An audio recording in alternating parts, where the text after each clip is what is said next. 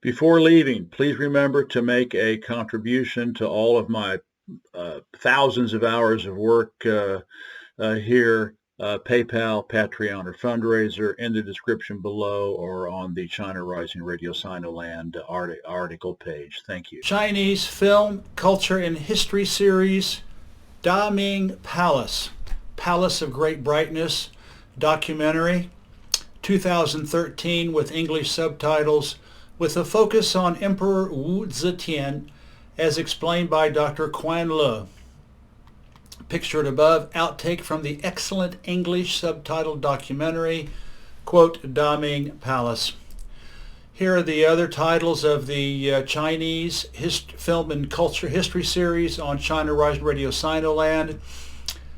The first one, The Legend of Chuan Han, episode 41, all with English subtitles. Number 2, Confucius, directed by Hu Mei, 2010.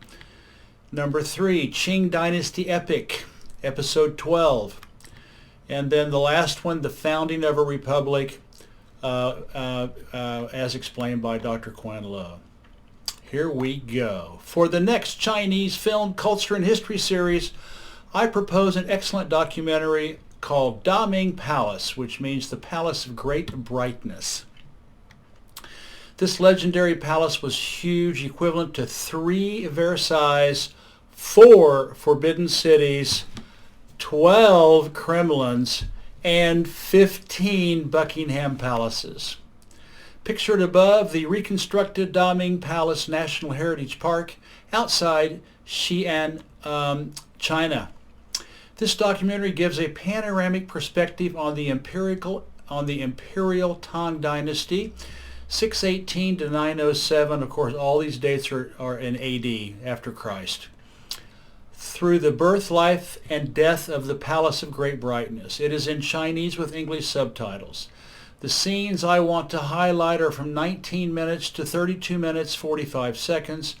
I will focus on this segment of 13 minutes 45 seconds for my comments, plus some additions. This excerpt gives a certain idea of cosmopolitan Chang'an, meaning everlasting peace, the flabbergasting capital city of the Tang Empire near present-day Xi'an. You will see Prince Narsiya, son of Prince Perros, a.k.a. Firuz, of the Persian imperial house of the Sassanids at the Chinese court. And you will also see the main character upon whom I will peruse this time, Empress Wu Zetian. It means Empress Wu in accord with heaven. That is the name the Chinese used to refer to her for the time period when she ruled as the sovereign of her own dynasty, the one she created, and not as the empress consort of her husband or the empress dowager of her sons in the Tang dynasty. She decided to bring back to life the sacred, revered, and unique name of the royal house of ancient times, which ruled from 1046 BCE to 256 BCE, the Zhou. The previous installments, the first couple of 3 of the China series installments, the Zhou dynasty is fully covered. She took it to name her own dynasty, lasting from 17 October 690 to 21 February 705. Pictured above, ancient painting of Empress Wu Zetian. She was born as Wu Zhao. Her given name means the Shining One. She was born on 17 February 624. She died on 16 December 705. Later, she decided to change her name, to change her given name with a character she invented for herself, but also pronounced Zhao, but written differently. Analyzing the character created by her, one can see the sun and the moon over vacuity. Vacuity is not emptiness, but rather understood as all-encompassing, all-realizing, or pure total awareness, a fundamental Buddhist notion. Thus, this can be understood as her character as being in everlasting dance with phenomena, or being and phenomena, in other words, total reality. She is notable for being the only female emperor in the history of China. For 15 years, she took the title of Huangdi, that no woman before her or after used. Before, she was entitled as Empress Consort Huang Ho and Empress Dowager Huang Tai Ho. Under her 40-year reign, China grew larger, the empire expanded deep into Central Asia, contacts were established all over the world, corruption in the court was reduced, the people's culture and economy were revitalized, and it was recognized as one of the great powers of the world. Pictured above, Chinese superstar Fan Bingbing playing the part of Wu Zetian. Chang'an, everlasting peace, the capital city, was cosmopolitan to the core with considerable foreign populations and ranked together with Constantinople and Baghdad among the most glorious cities of the world.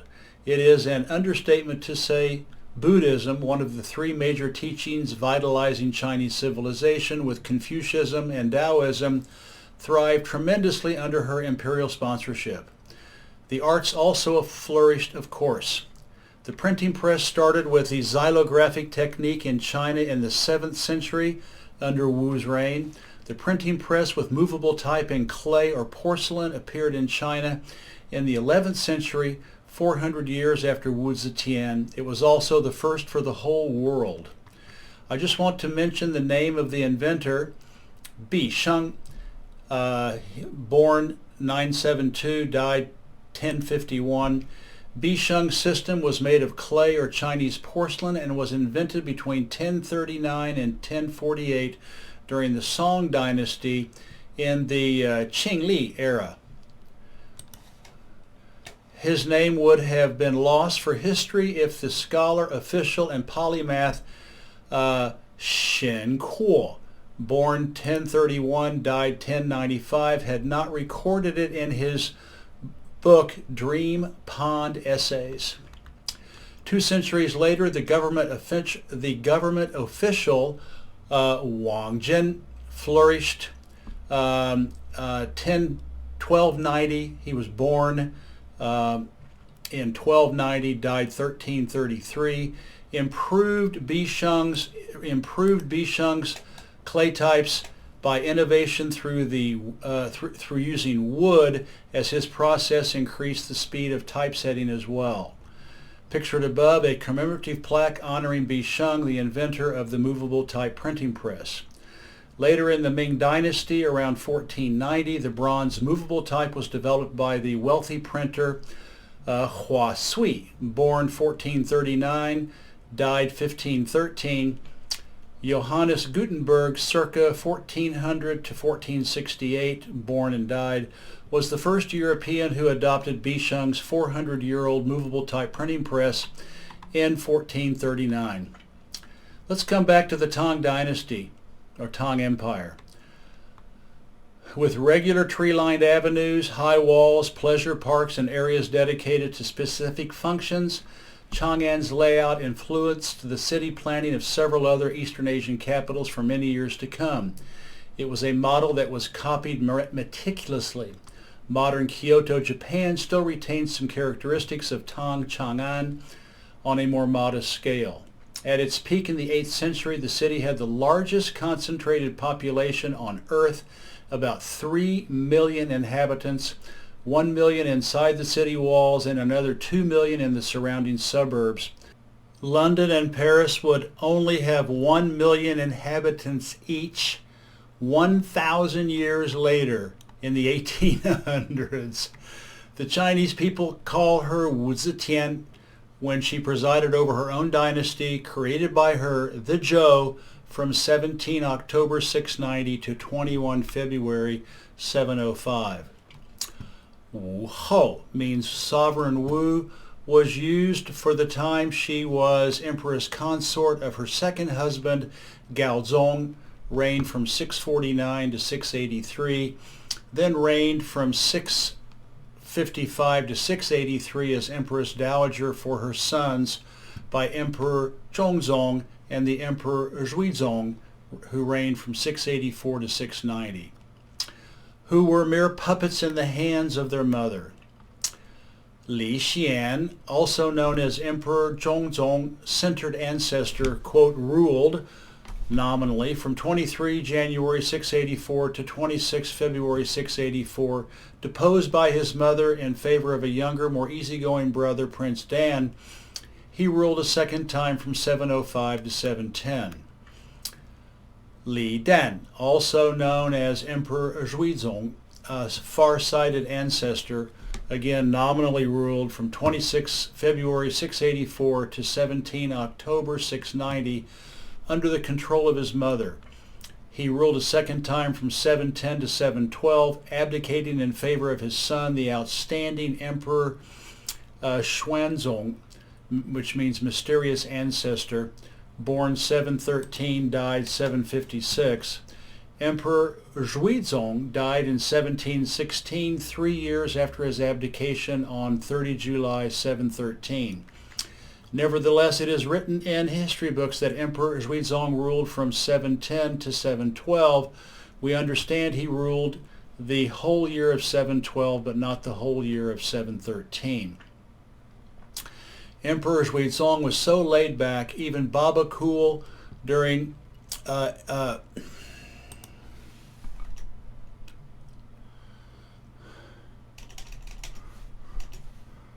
right.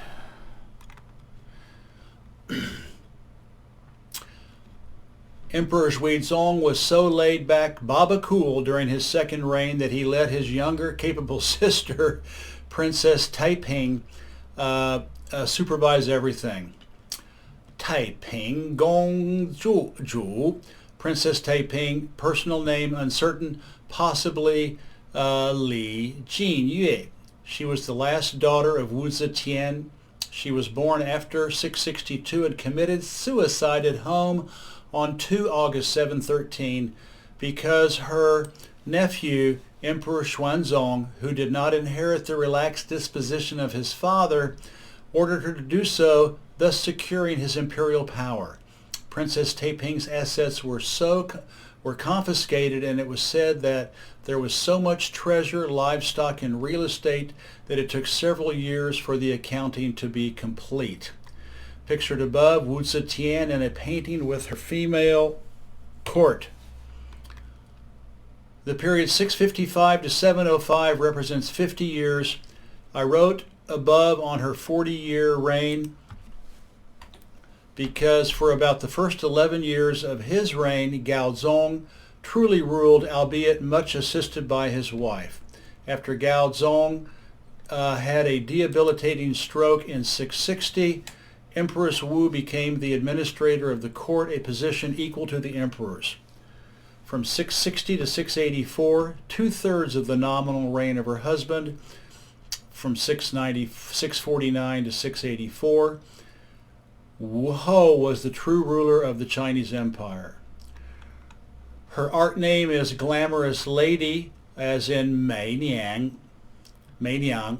bestowed upon her by her first husband, Emperor Taizong, meaning supreme ancestor, who reigned 626 to 649, and father of her second husband, Emperor Gaozong, meaning lofty ancestor, reigned 694 to 684. It was, of course, an enormous scandal at the time.